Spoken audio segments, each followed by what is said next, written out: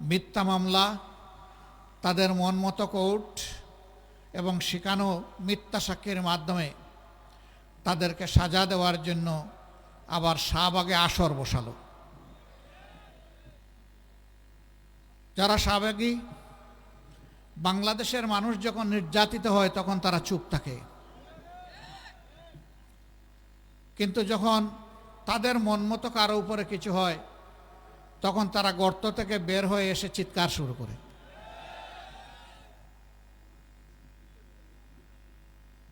সম্মানিত ভাই ও বন্ধুগণ, তারপরের ইতিহাস সবার জানা।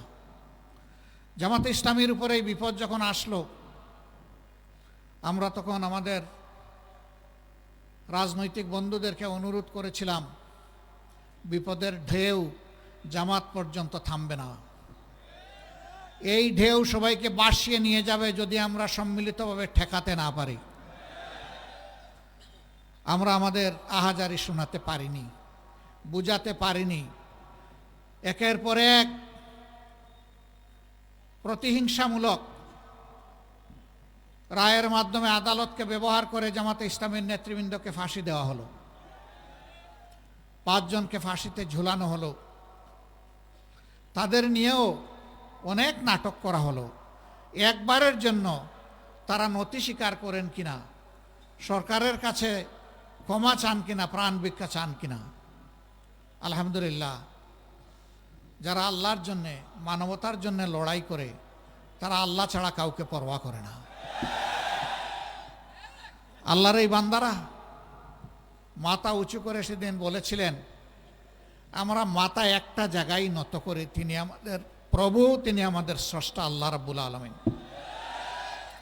দুনিয়ার আর কোথাও ওই বান্দাদের মাথা নত হবে না। মাথা তারা নত করেননি। তারা কতটা আত্মবিশ্বাসী ছিলেন। শহীদ আমিরে জামাত তার পরিবারের সদস্যদেরকে জিজ্ঞেস করছেন, আমি তো মাওলার মুলাকাতে অল্পক্ষণের মধ্যেই হাজির হব, আমার গায়ের পোশাকটা কেমন হওয়া উচিত? আমি কি লঙ্গি পরব না পাজামা পরব? পরিবারের সদস্যরা বলছে, পাজামাতেই মাওলার মুলাকাতে আপনাকে ভালো লাগবে। আল্লাহু আকবার। যেমন দায়িত্বশীল তেমন তার পরিবারের সদস্যরা, কালবে সালিম, প্রশান্ত আত্মা। তারা ফাঁসির তক্তার দিকে এগিয়ে চলেছেন পা পা করে। তাদের ঠোঁটও কাঁপেনি, বুকও কাঁপেনি, পাও নড়েনি, কারণ তারা নিশ্চিত ছিলেন অন্য কোনো কারণে নয়, তাদেরকে দিনের কারণে, মানবতার কারণেই হত্যা করা হচ্ছে, দেশপ্রেমের কারণেই তাদেরকে এই মূল্য দিতে হচ্ছে। যারা দেশকে ভালোবাসে, মানুষকে ভালোবাসে, মৃত্যু তাদের কাছে সকালবেলার চায়ের পেয়ালার মতো প্রিয়। প্রিয় শাহাদতকে তারা ভয় করে না, শাহাদত তাদের কাম্য। তারা সেইভাবেই ফাঁসির তক্তায় দাঁড়িয়েছিলেন। হাসতে হাসতে তারা মওলার মোলাকাতে চলে গেছে। আল্লাহ তাআলার দরবারে দোয়া করি, আমাদের এই মাতার তাজ শীর্ষ দায়িত্বশীল বৃন্দ সহ তাদের যত সহকর্মীদেরকে খুনিরা, ফ্যাসিস্টরা হত্যা করেছে, আল্লাহ তাদের সকলকে মকবুল শহীদ হিসাবে কবুল করুন। শাহাদতের সর্বোচ্চ মর্যাদা আল্লাহ তাদেরকে এনায়েত করুন। সম্মানিত ভাইরা, বাংলাদেশকে স্বাধীনতার পক্ষ বিপক্ষ করে টুকরা টুকরা করা হয়েছিল। কার জন্যে? একটা বিভক্ত জাতি কখনো সত্যিকারের মর্যাদাবান জাতি হতে পারে না। একটা ঐক্যবদ্ধ জাতিকেই দুনিয়ার মানুষ সম্মান করে, শ্রদ্ধা করে। তাহলে কার জন্য এই জাতিকে বিভক্ত করা হয়েছিল? আবার সমাজে ধর্মের ভিত্তিতে মেজরিটি মাইনরিটি তৈরি করা হয়েছিল। তারা যাদেরকে মাইনরিটি বলতেন, আমরা তাদেরকে মাইনরিটি বলি না, আমরা বলি তারা আমাদের ভাই। আল্লাহ তাআলা এই দেশে আমাদেরকে যেমন জন্ম দিয়েছেন, তাদেরকেও তেমন জন্ম দিয়েছেন। বাংলাদেশের সংবিধান সবাইকে ইকুয়াল রাইট দিয়েছে, অধিকার দিয়েছে। সুতরাং আমরা যেমন এদেশের গর্বিত নাগরিক, তারাও এদেশের গর্বিত এবং মর্যাদাবান নাগরিক। আমরা ভিন্ন চোখে কাউকে দেখতে চাই না। আমরা ধর্মের ভিত্তিতে বিভাজনকে মনে করি এটা শোষণের হাতিয়ার। তাই হয়েছে। 53 বছর আওয়ামী লীগ যাদেরকে মাইনরিটি মাইনরিটি বলে মুখে ফেনা তুলেছে আর মায়া কান্না করেছে, আমি আল্লাহর উপর ভরসা করে বলছি, আমার বিবেকের দায়বোধের জায়গা থেকে বলছি, আজকে 10 জানুয়ারি 1972 থেকে শুরু করে আজ পর্যন্ত 2025 সালের আজকে 24শে জানুয়ারি এই দীর্ঘ পথ পরিক্রমায় বাংলাদেশে বিভিন্ন ধর্মের মানুষকে কারা জুলুম অত্যাচার করেছে, কারা তাদের জমিগুলা দখল করেছে, ভিটামাটি থেকে উচ্ছেদ করেছে, সম্পদ লুণ্ঠন করেছে, তাদের ইজ্জতে হাত দিয়েছে, এই দুষ্কৃতিকারীদের তালিকা তৈরি করে জনগণের সামনে প্রকাশ করে দেওয়া হোক। এই কাজ যারা করেছে তারা সমাজের কালো এবং কুৎসিত চেহারার মানুষ। আমার দ্বারাও যদি এই কাজ করা হয়, আমার নামও প্রকাশ করে দেওয়া হোক।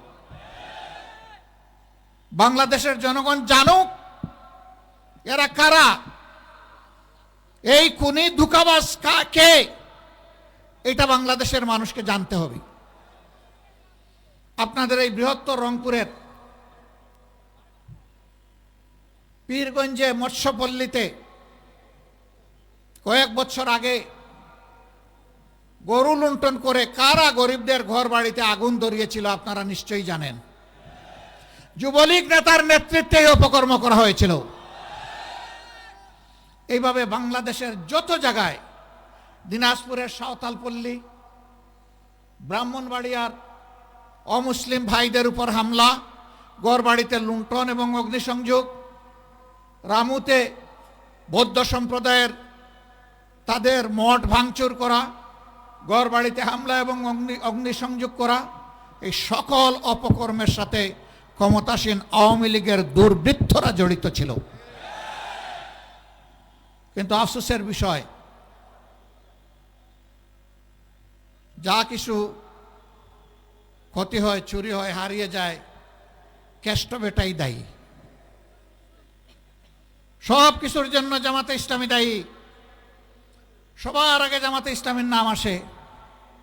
আপনারা তার সাক্ষী। গোবিন্দগঞ্জের গাইবান্ধার সুন্দরগঞ্জের এমপি লিটন, তাকে কে বা কারা তার বাড়ির পাশে শুট করে হত্যা করল।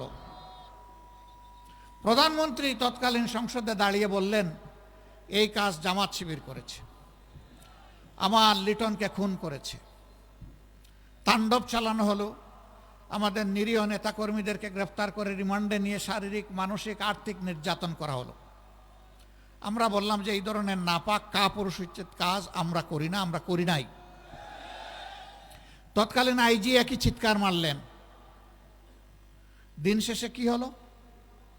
দিন শেষে দেখা গেল এই কাজের সাথে জামাতে ইসলামীর কোনো ধরনের কোনো সম্পর্ক ছিল না, বরঞ্চ তাদেরই ক্ষমতার পার্টনার একজন সাবেক কর্নেল, ওই সিটে আসনে যিনি সাবেক এমপি ছিলেন, তিনি তার ভবিষ্যৎ রাস্তা পরিষ্কার করার জন্য ঠুস।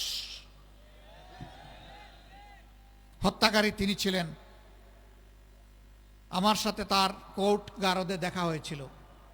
আমি জানতাম না উনি সেই ব্যক্তি।